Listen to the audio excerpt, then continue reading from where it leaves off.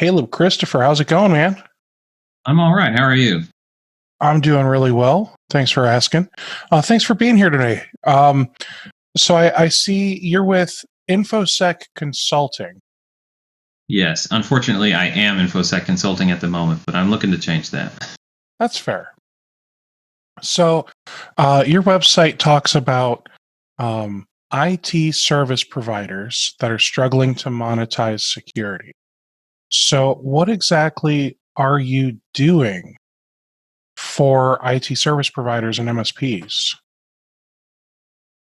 Well, okay. So I used to work for an MSP, and they wanted to get into security and turn themselves into an MSSP, and I think that's how everybody else is too. Everybody wants to start selling security. The issue is somebody else is going to sell security to your clients if you don't. So if you're an IT service provider, you kind of need to get that under control, because that's a very strategic component of that client relationship, and you need to own it. So how do you do that? Well, you've got to build a cybersecurity program. That means you need sales and marketing material. You need your salespeople to understand security well enough to communicate it to buyers or potential buyers. And you need a technical team that can deliver those services, or partners who can deliver those services. And putting all that together from scratch is 6 to 12 months worth of work if we're being generous. I mean, I listened to an episode of what's that other podcast, Avix, Frankly MSP, and they had a special issue on somebody who went from MSP to MSSP, and it was an interesting issue. But the lady said that it took her a full 12 months. It was a big investment, and they were dedicated to it, and it took 12 months. So if that was their purpose, to become an MSSP, not just to add security, it's not very possible to just do on your own. The sheer amount of time and money you have to spend to get there as an MSP is overwhelming. So I built a security program with sales marketing material, and I've been training sales people at MSPs and helping owners review products and services to build their cybersecurity stack so that they can go to market with this in a matter of weeks and maybe even 1 to 2 months. We're setting 30, 60, 90-day goals to start executing on it. That's really cool. So you're not actually doing the work then. Let me rephrase.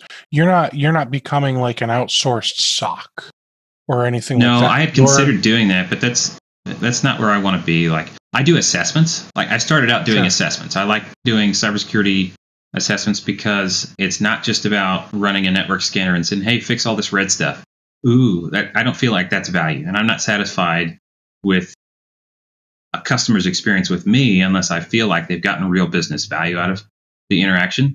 So I've made an assessment process that focuses on, okay, what is your business? How does it get business done? And then let's look at some of these technical reports. But I'm also going to interview your people and find out what's appropriate for your industry and your growth style. Like, I ran into one company in the energy sector that was actively seeking to acquire other smaller businesses. And I said, that really affects your risk model. You're not assessing them for risk at all when you buy all these companies. You could be buying some very expensive risks. So, the assessments that I was doing were not specifically just a vulnerability analysis. So I ended up calling them a cyber risk assessment. And I was working with MSPs to resell that, because all I wanted to do was just the assessments. I didn't want to have to hunt all the customers down and all that stuff. And I want to own that relationship because I think I can help an MSP execute on that stuff. And it turned out that when I was doing those assessments, at the end, I'm making recommendations, obviously, like, hey, based on what I found, you should be fixing things in approximately this order. They're probably going to cost you about this much, So, but the MSP who resold my assessment is there ready with proposals to sell the stuff. And so they're making thousands of dollars on the back end. And so we just kind of turned that into a process with marketing and sales materials and the process is just educate, assess, remediate. So, there's two different types of buyers with security. There's the ones that want the checkbox compliance, and there's the ones that actually understand security enough that they're looking to adequately protect their business and detect issues so that they can respond. So So that's really cool. I want to actually ask some more questions about this cyber risk assessment, because it's not something that I've run into yet while doing this podcast. So it's intriguing. It's interesting to me. So excuse me, I just can't get rid of that. So these assessments, I'm just going to call it an assessment. We know it's a cyber risk assessment, you know? Yeah. Well, cyber is just another way. It's kind of confusing because people say cyber risk, but really all risk is business risk, right? So these assessments, we as the MSP are reselling the assessment. Yeah. So you need to interface with our clients. Yeah. Okay. That's correct. And you're the one that will also provide the results to the clients. Yeah. So I had it early on tested with white labeling it so that MSP, they could call it their own assessment, but really the MSPs like that idea because they want to look super competent in cybersecurity. Oh, absolutely. But then it looks like you're checking your own work. And so it didn't come across well to clients. When it costs a couple $1,000s to do an assessment, hey, pay me to check my own work. How about? It's not very well received. So we shifted the messaging to if I'm the MSP talking, look, we've partnered with a cybersecurity expert. He's doing these assessments. We resell them. So he works with companies like us to provide security advisement to you guys. He's not going to pull any punches. He's going to tell us what we're doing wrong, but it's a learning process for us as well as you. We want to get into doing cybersecurity better. So as long as the MSP follows this messaging chain, it works really well. And you have to start with a few trusted clients and say, look, we're starting down this cybersecurity journey because we want to raise the base level of security for you and all the rest of our clients. And so as we go through these assessments, we're going to be learning along the way as well. So he's going to come in and look and see what's in practice, not just technical settings, but also business practices that introduce risk from a technical perspective. And so that narrative has worked pretty well in the sales process. Awesome. And then they trust me as an independent party. Yeah, and I mean that makes sense because it's just like an audit. You know, if you look at it like that, this could literally be an audit on the MSP. Yeah. But not in a what am I doing wrong? It's more a where can we just improve things for our client? So and people ask me like what standard are you grading us on? And I said really, in my experience working with MSPs and their SMB clients, you can pick a framework and we can go do that. Like I built an assessment for NIST CSF, but that gets pretty complicated pretty quick when we'll get to that in a little bit. But I ended up making an assessment based on Caleb Christopher's experience, education, and best intentions. I've read the standards, and I think for a small business, you know what? You don't have to follow a framework necessarily to get the biggest bang for your buck when it comes to real cybersecurity risk reduction. Because that's what it's about. It's not about compliance with a framework unless you've got some regulatory compliance requirement. It's about how do I reduce risk to my business? Sometimes that's cyber insurance. Sometimes that's two-factor authentication, a combination thereof. Sometimes it's a change in business practices. So mine are pretty custom at the moment. Okay. Now, I'm going to poke at you with a compliment. Caleb, you look like a young guy. You know, I have no idea how to judge age anymore because I'm in my mid to late 30s now. And I remember looking at late teenager, early adult, whatever you want to call it, and thinking, they don't look that much younger to me, and now they look like babies. It's just as you become older, like so now I still think, oh, I'm a young guy, but I'm not. So then I look at you and I'm like, oh, you're maybe around my age. You're a young guy. So then the concern is, and my luck, you're like 55 and you just look great for your age or something, right? Oh. So my knees feel 55, that's for sure. I didn't think this was going to happen. Well, just don't do what I did and go on the seafood diet and you'll be fine, Caleb. Think of how my knees feel. I wouldn't worry about that. All right. So, and the reason I'm picking on you and saying you look young is, how can we trust the Caleb Christopher security assessment based on your knowledge and expertise when you look like you just got out of college and have only been doing this for under 10 years? Yeah. I got some testimonials for just that purpose. But I've got a guy, he's one of my keystone clients. I've been working with him for a couple of years now. He's with my assessment, he sold his first security only client. They already had an internal IT department, and he's an MSP, and so he really didn't have any other way to get business with them except, you know what? We found a way to sell SOC to their environment.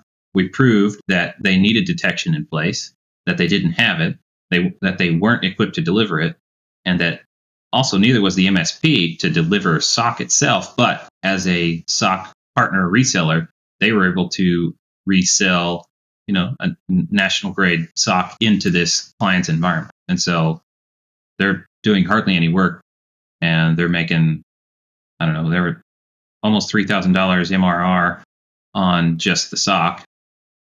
Nice. That's not what they're making. That's what they're billing.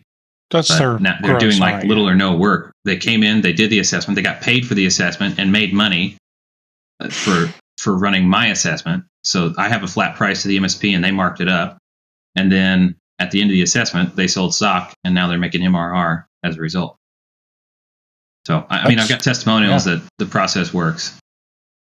Okay. And so can we get crazy? Can we do like a trial run? Do you want to assess me real quick? How's this work? Is this something you can even do? Oh, no, not on the air. It's like a 2-week assessment. Yeah. Well, good. That means you actually take time and put effort into this stuff. Yeah. Yeah. I've had clients tell me like, why are you asking me this?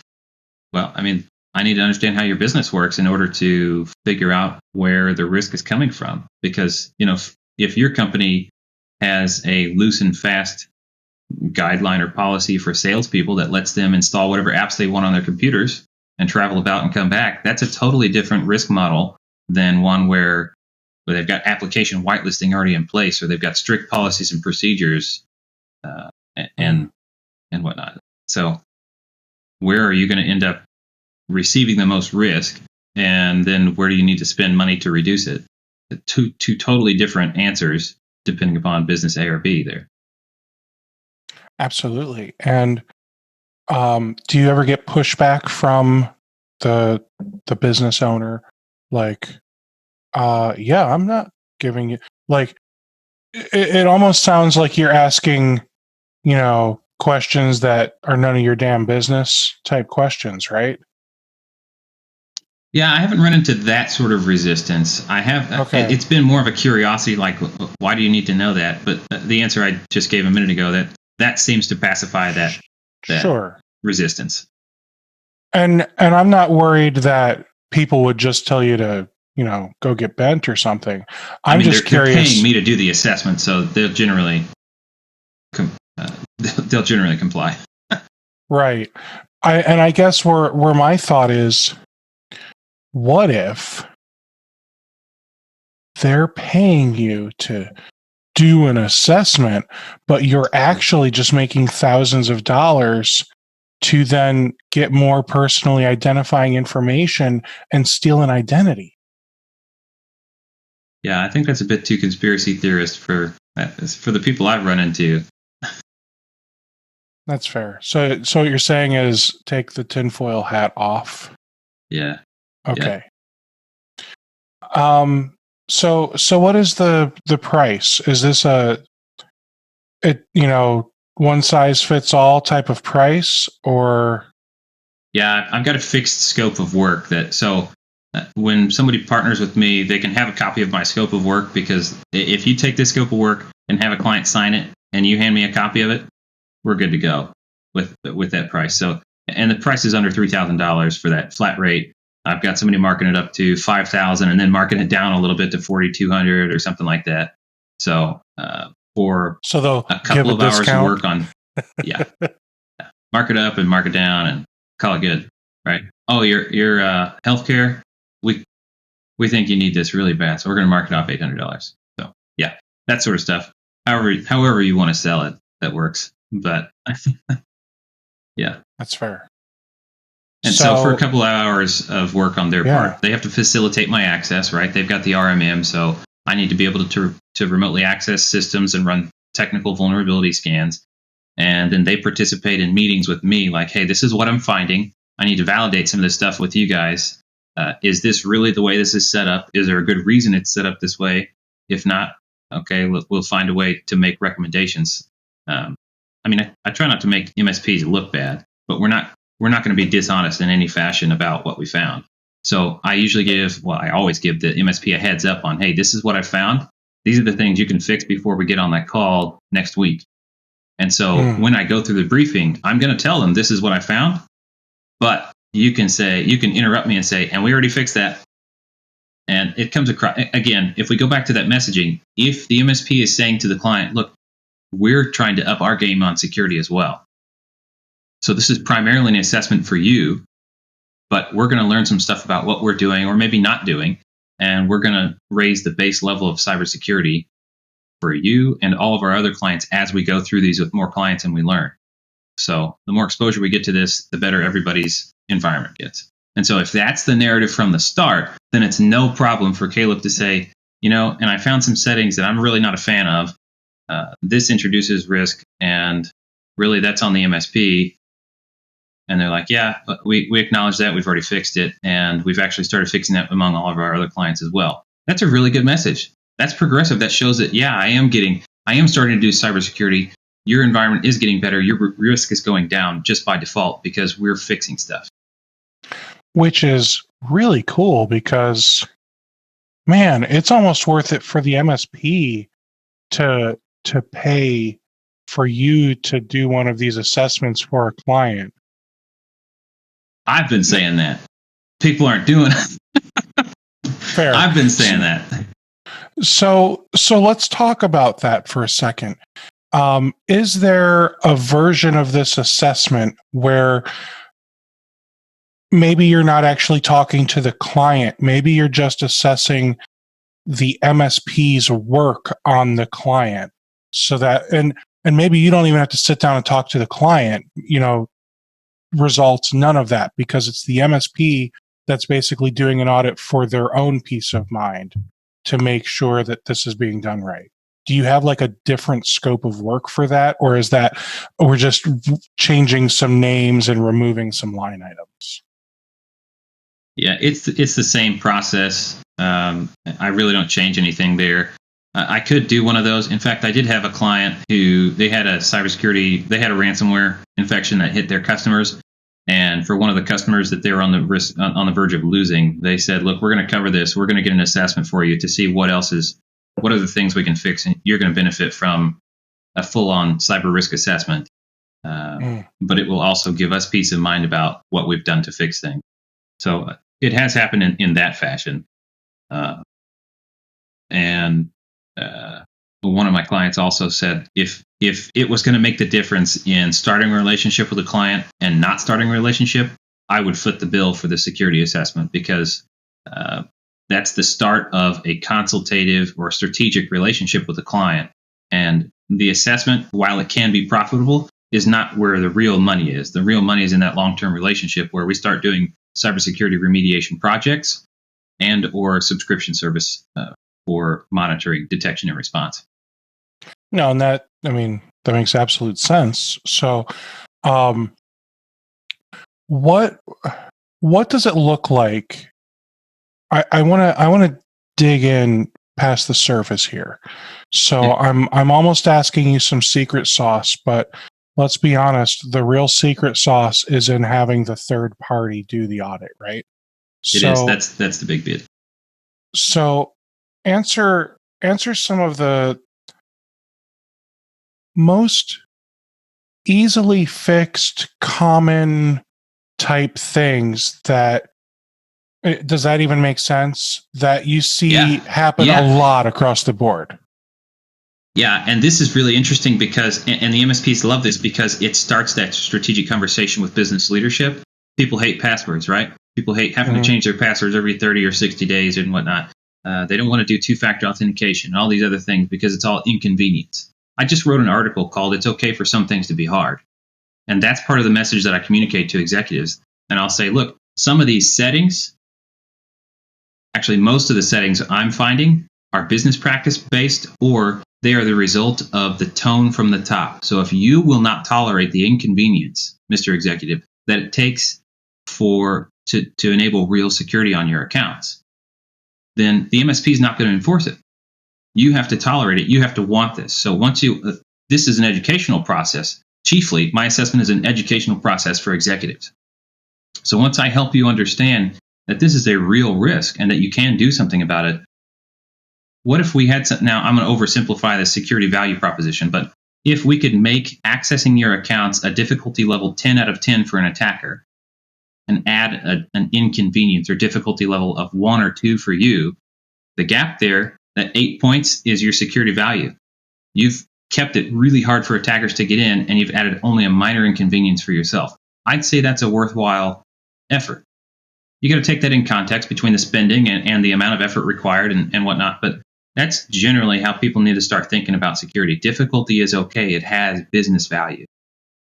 I think I went on a tangent there. No, that's okay. That's absolutely okay. So it sounds like, passwords and 2FA are one of the big screen offenders.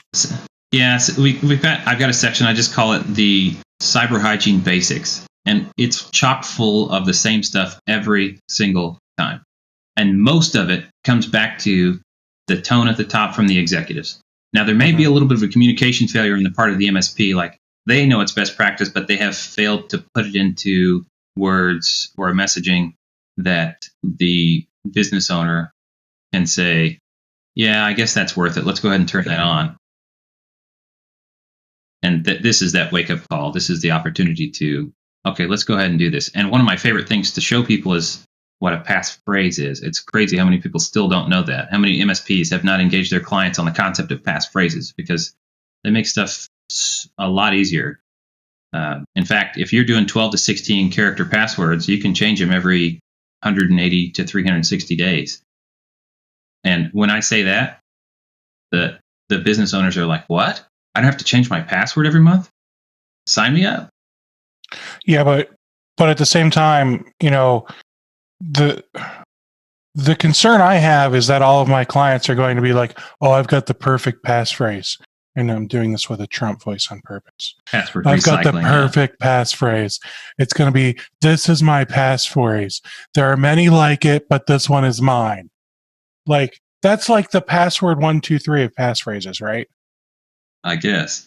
Are you familiar with that quote?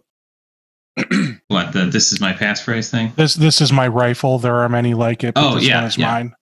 So I suspect that there is a password 1, 2, 3 of passphrases. I'm sure there is. And that's one of the other points I make. So what I do is I recommend that, look around your office, look at your desk, find a picture of your kids, something you can see as a reminder of your passphrase, and write about that day. Make it a sentence. Add spaces. Use separate words. Punctuation and all that stuff. So, like looking at a kid with playing soccer. So the password or passphrase is that day at the park or something like that. Like use something that's easy to remember that you can see. That's not something like this is my passphrase. And if you want to get real crazy and creative, think about your kids when they were like, I don't know, at that age where they're mispronouncing words. Like my son whenever he tried to say chicken, it came out shittin'. It literally sounded like he was saying shitting. So, feel free to use the weird mispronunciations of words that your adorable little kids would say as part of your passphrase. Because let me tell you, that is like next level, never going to get hacked. Yeah. I like eating shitting. What? All right. So, I like that passphrase. That's great. It sounds like you have a blog that we should be checking out, but I don't see it on the infosec.io website. Yeah, I wanted to make a few more posts before I publish it mainstream. I mean, if you type /blog on the end, you'll see a couple of posts on the end of the URL. Let's see. One thing I wanted to talk about. We've got enough posts. This is enough to go live. I'll go ahead and publish it then. One thing I wanted to talk about with the security assessments, and not to brag, but to talk about the seriousness of the issue, is the concept of people using color scales to indicate how much money you should be spending. They do these risk matrices with, a low is a 1, a medium's a 2, and a 3 is a high, or vice versa. And so then you get like fake math formulas like, a medium plus a high times medium equals, hey, you need to resolve this immediately. That makes my brain hurt. I know. It looks pretty on paper. And IT people love to show these charts and say, look at the red. You need to fix this. That's okay, but that math doesn't add up. So like you're going to tell me that you're going to run this risk assessment. Even security firms are doing this. People will assert that there's not enough information to make a reasonable estimation of actual risk in dollars. Okay, so instead, you're going to use low times medium plus high equals spend $7,000 today. That makes more sense? No. Even a rudimentary assessment of, you know what, I know you're in the healthcare industry, and there's like, just by default, there's a 16.1% chance that you're going to get a breach this year. And that breach is going to cost up to $150,000 if you're in that 16.1% range. There is a 12% chance it's going to be from $150,000 to $500,000, and a 7% chance it's going to be from $500,000 up to $2.5 million. And these are the risks. Let me show you. This is the list of risks, Mr. CEO, that bring in those chances. That's more information.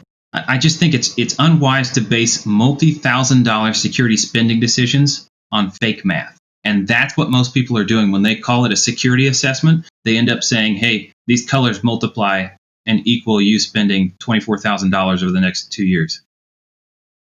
Okay. All right. I like that. So that's the problem that I would like to combat. Yeah. That's really good information. I never thought of that. So where do we MSPs go to learn about,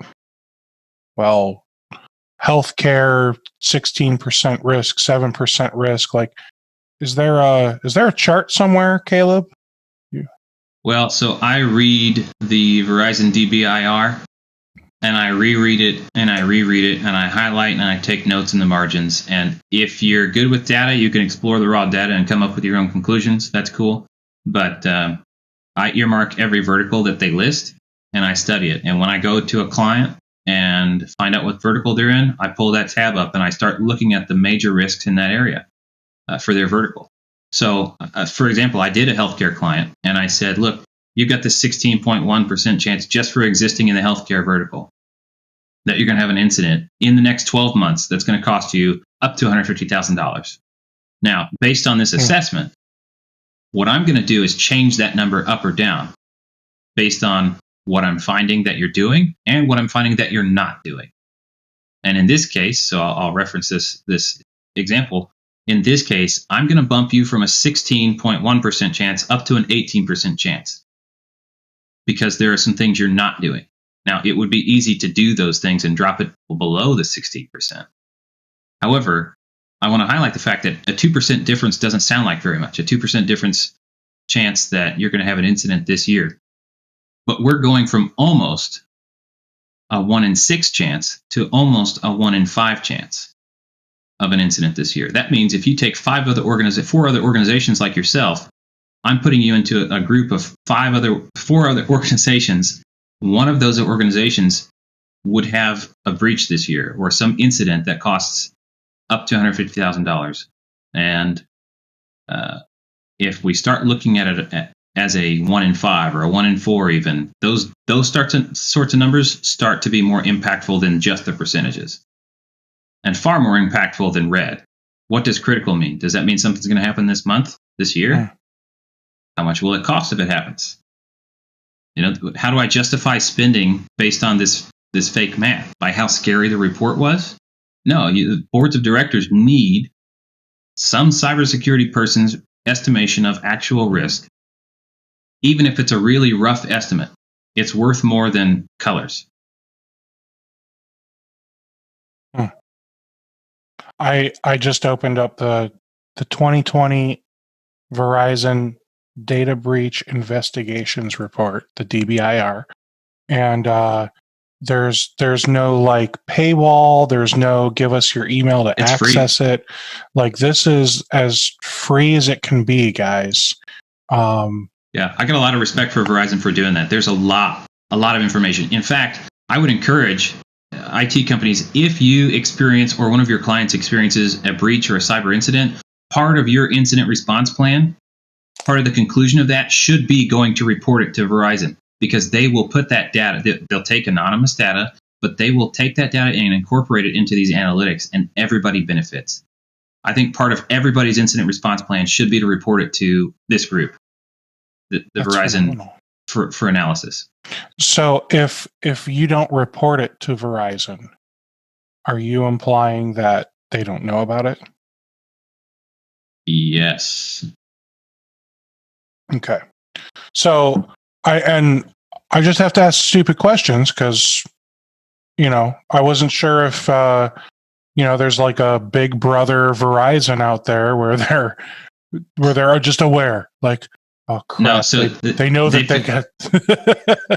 Yeah, so I mean, there's Department of Homeland Security and other groups that are collecting crime stats data. So if you report it to the police, that can trickle up, and then there's participation at these really high levels between DHS and Verizon for this DBIR, and some of the major managed detection and response and incident response firms are working with Verizon. But it's mainly large enterprise clients that have those sorts of connections, or it's large enterprises that are clients of these groups that have the connection with Verizon for that data interchange.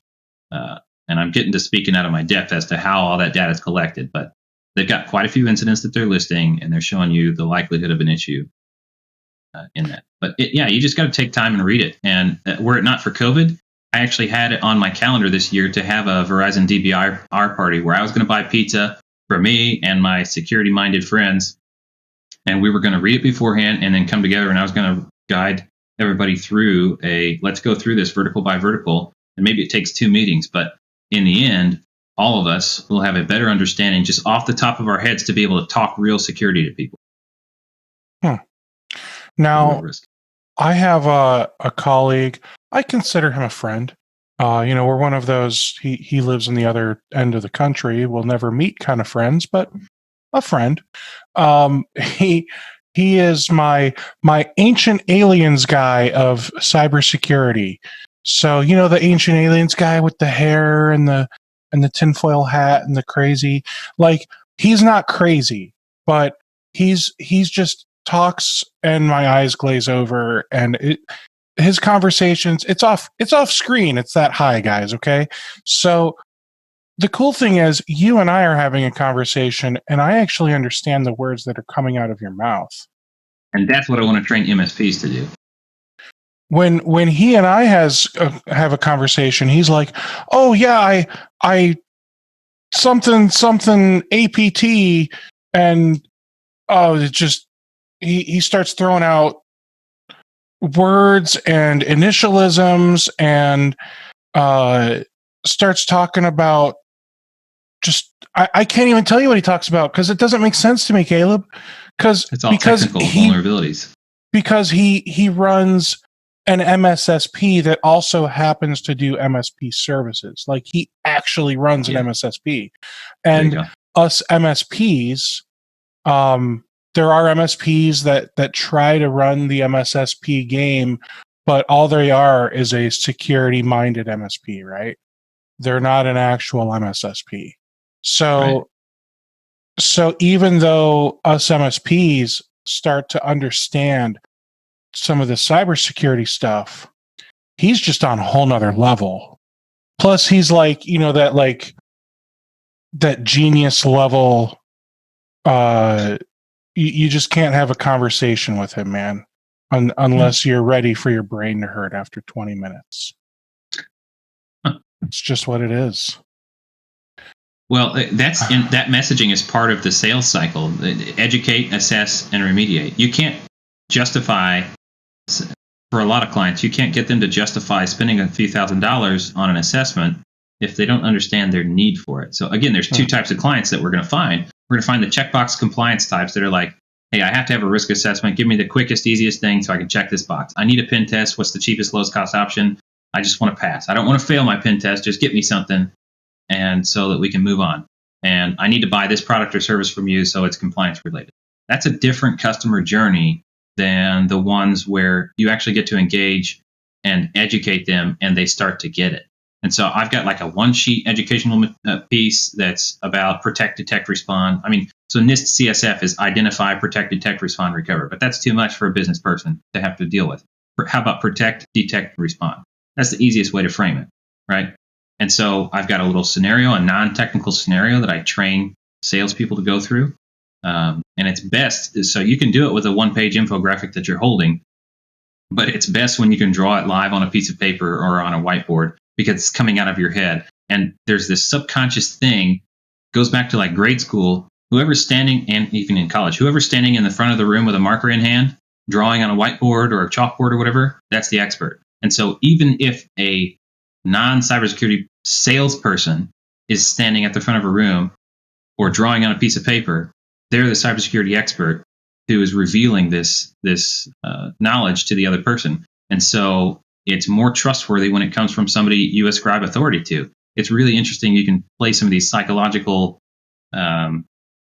concepts to your benefit. And so if you're the one that makes security click for somebody, they're much more likely to buy from you. That's great. And it's easiest to do that with a non-technical example and then pivot and say from the end of that and say, okay, so now that you understand the requirement for security in this area of life, why aren't we doing that on your network?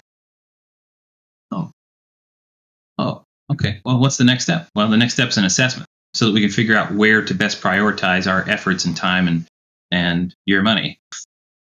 And then once we get the assessment, we'll get recommendations on the best ways to reduce risk in a realistic fashion. And that's where you can really spend some money with me. Oh, I think your green screen has cheated you. Yeah. My arm flips. I start getting animated in my. I don't know how many people are listening and they think this is stupid, but my arms clip off at the elbows when I reach out because the way my green screen's set up. So there you go. You start looking like that. Nubs. You start looking like that guy from Tiger King. I haven't watched that. That's one of the things I like. I don't want to go and watch it because I want to be able to say that I haven't. Yeah. You're one of those people, huh? Yeah. All right. So let's see here. Talk to me about a few more.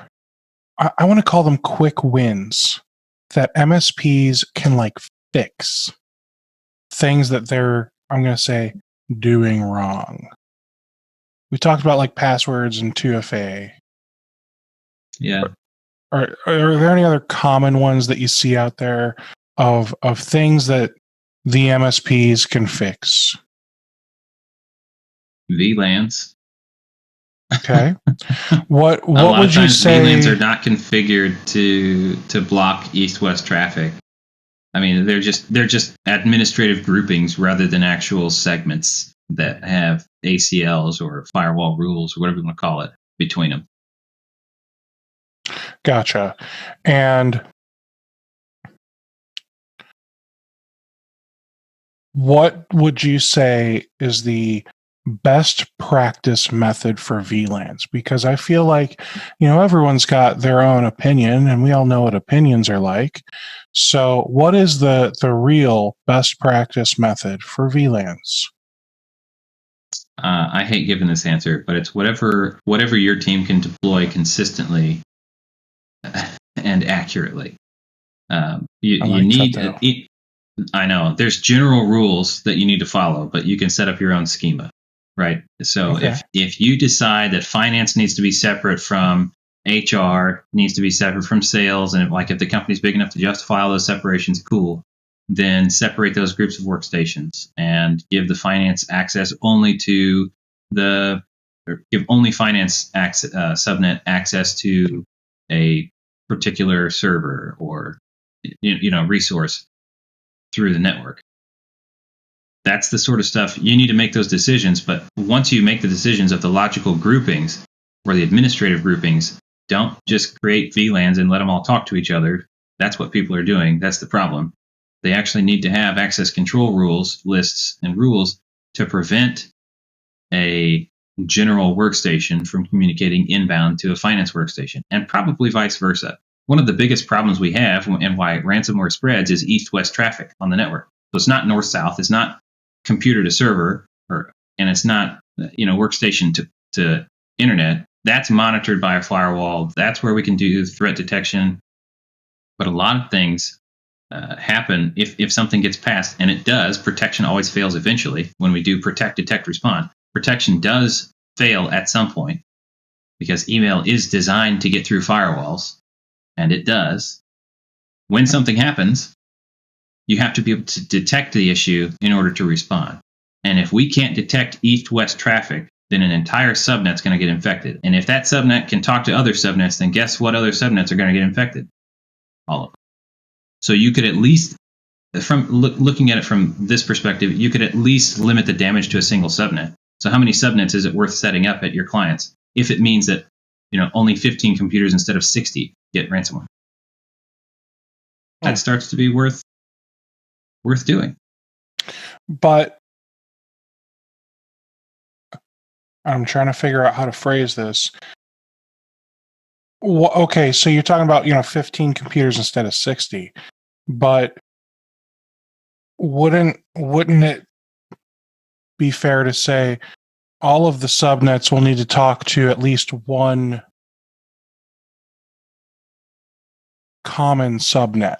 If they've got server or servers in that office, then chances are many or most or all of the devices need to be able to talk to the servers. Mm-hmm. So isn't that still kind of poking holes in that east-west? I mean, you're still going to have you're still going to have that internal one traffic. Yeah. You can still make it so that sort of traffic has to go through a firewall, and that traffic can be inspected. Especially if it's internal traffic, that can be inspected without, in most cases, without SSL decryption. So that gets really complicated and legal nightmarish for a lot of people when you do when you break encryption and you proxy traffic and whatnot to see the inside of encrypted communications to the outside. Because what if somebody goes to their personal banking website and you're capturing the credentials or medical? That gets really complicated. But if it's all internal communication and you don't have encrypted connections on your network, like nobody does, then that traffic can be inspected 100%. And so if you run it through a security appliance like a firewall, then it just works. That works just fine. And then if you're running things through a firewall internally, you're going to need to get, in theory, a big bad firewall, because we're not talking about, the 100 or 300 meg internet. We're talking about Right. gigabit Ethernet internally. So you're going to need to make sure that if this is a true concern, right. And I think that's where security gets expensive, and you need to figure out what Sure does. what level of risk is worth, because an internal firewall might not drop the percentage points enough to justify the thousands you're going to spend, and by you I mean the customer, to have the MSP install the firewall, right? I think if you've got a firewall based on manufacturer recommended specs, you can probably put a couple of subnets for SMBs. Now, if you're talking enterprise, yeah, you got a lot more computers, but how much internal traffic there is for an SMB, especially with everything moving to the cloud, I think the internal traffic really isn't as much as it used to be. And so if you got recommended specs for the size of the network, then that firewall will probably still work for finance and HR and maybe a couple of other small groups with no issues to inspect that internal traffic. Also, since it's not having to break decryption and re-encrypt, that's a load off the processing as well. So the way that I've always done VLANs is BYOD type devices, phones, tablets, get their own. Yeah. There's a guest VLAN for non-employee BYOD stuff. Okay. And then there's the VoIP VLAN, and then the computers and server VLAN. So, but to be fair, I've never worked with a company that had more than 90 devices. Well, right. That's not true. In a single building. So, is that the way that you would say, I mean, is that a safe VLAN setup? Is it overkill? Is it, Steve, what are you doing that's stupid? You need to be doing it like this because you need at least 12 VLANs. Like, I would find that to be pretty normal. I think the only difference would be like, is do you have a group of, and it depends on the business, do you have a group of computers that's using an internal application that's hosted locally? That would justify a VLAN so that they can be protected with or to and from their server, and everything else doesn't need to access or touch that. I like that. So it's not that it's a universal, these 5 VLANs we do everywhere, sure, but this customer has an internal application they're running, so let's put a VLAN on that for if it's not all workstations that have to access, for example. Another one that I've had to start implementing is I'll call it smart home / smart office VLAN. Yeah. You know, the hey wake words, turn on the lights, or those types of devices, or those I always want to call it Sophos, but it's not. It's Sonos. Those fancy Wi-Fi speakers. So like I think I typically put those on their own VLAN, even separate from BYOD or guest, just because I don't have a good reason other than once I start to organize, everything gets its own organizational thing. Yeah, valid. Well, and you can also set up specific rules, because if you want, so sometimes your device on a protected network still needs to be able to communicate to and from the IoT device or the smart home device. And so you can set up rules between the VLANs specifically for that, so that if, say, for example, my phone initiates a connection to a smart switch, then allow that connection to, it's a stateful connection, right? So if I initiate, allow the connection as long as it's live, and when I shut it off, don't let it talk back, right? So just like going out to the internet, we're not allowing any connections inbound, but if I visit a website, then sure, allow that connection as long as it's active. And there's a couple of other things you can allow so that you've got streaming media and stuff like that. Yeah, so VLANs is one of those things that we find as a basic, you could be doing better here sort of thing. So let's change gears a little bit, and let's talk about everyone's favorite topic, COVID-19. Oh, yeah. All right. So we don't have to talk about PPP loans and all that crap. Let's just talk meat and potatoes. Now might be an even better time to do a security assessment or cyber risk assessment. I apologize. I dumbed down your assessment. I already dumbed it down. I can't dumb it down any further. Right. We're already pulled over. Yeah. You take it back right meow. All right. So now's probably a great time to do it because, everyone's working from home. Like, let's see how secure are we with the work laptop being on the same network as the kids' Nintendo Switch and Xbox and whatever else, right? Like, yeah. So my assessment actually, I don't have a way to evaluate people's home setups, right. And that would be pretty cantankerous. But we can talk about what settings are on the laptop and what you're enforcing, because a lot of times people just let their kids play it. They don't have the like screen lock settings and things like that. So they'll walk away from their computer and leave it unlocked, and their kid will go play games or visit sites and all that stuff. Or I've seen this a lot.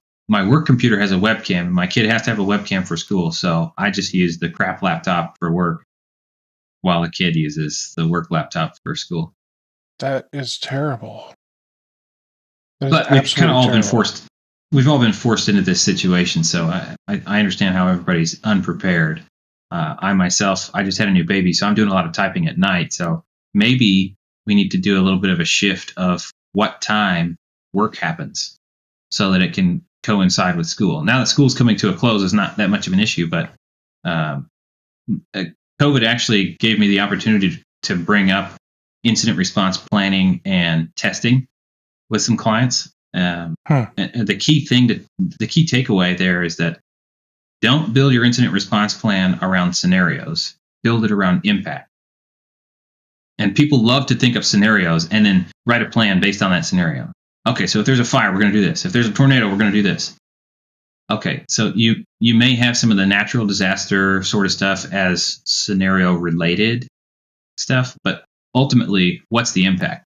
The impact is people can't come into the office.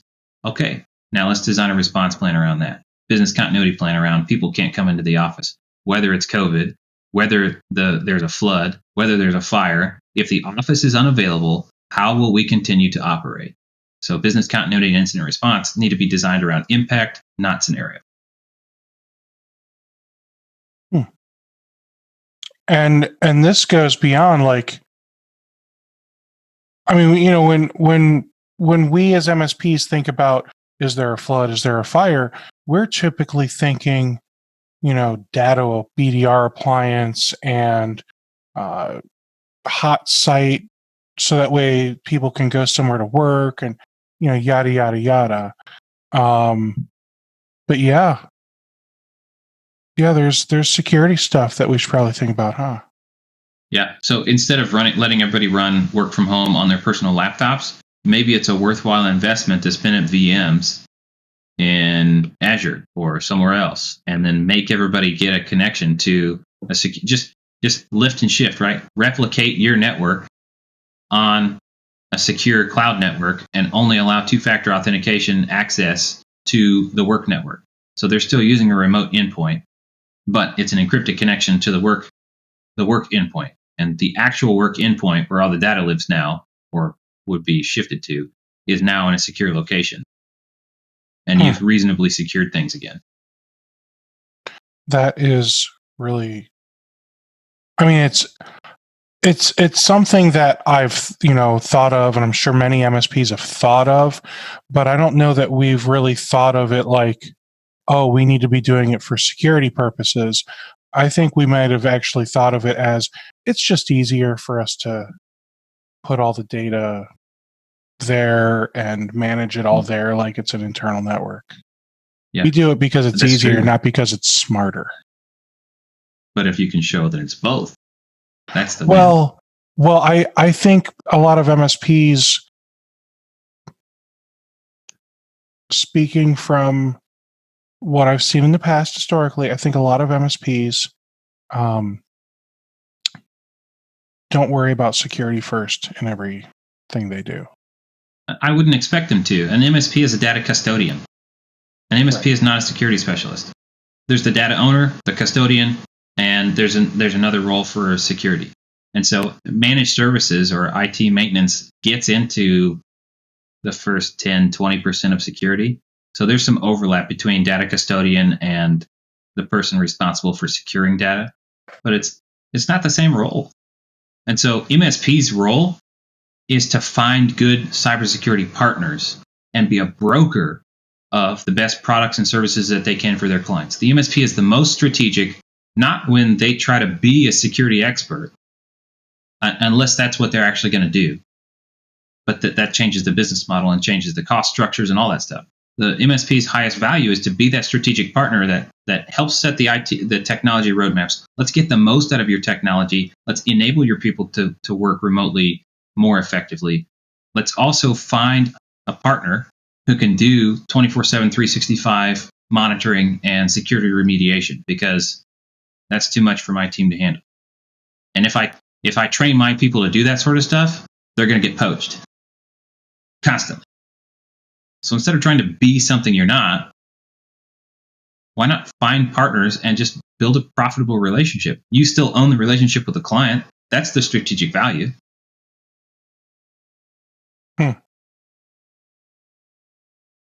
I like it. Well, Caleb, anything else that you think MSPs should hear before we wrap it up? Yeah, that old quote, I don't know where it came from, but we talked about IoT earlier. I think that's one of my favorite quotes about that is the S in IoT stands for security. So there use is no S VLANs and in segment IoT. that stuff. Exactly. So do your own segmentation. Well, good. Caleb, thanks so much for hopping on here with me today. I would love to pick your brain some other time just to dive into this stuff further. However, for those of you that are like, holy crap, I need to talk to Caleb right now, you guys can go to infosec, infosec.io, not .com, it's .io. And you can learn, honestly, it looks like you can learn all the things that we talked about today. You can learn the 3 easy steps to get started with Caleb and InfoSec Consulting. And you can see the cyber risk assessment as well as ongoing services. You can see that Caleb has some of that type of stuff going as well. So, Caleb, this is great, man. You are you're very well spoken. You use little words, not big words. It's more gooder. There you go. It's more gooder. So yeah. Anytime you want to come back, please just let me know. And Thank you. Thanks for doing this.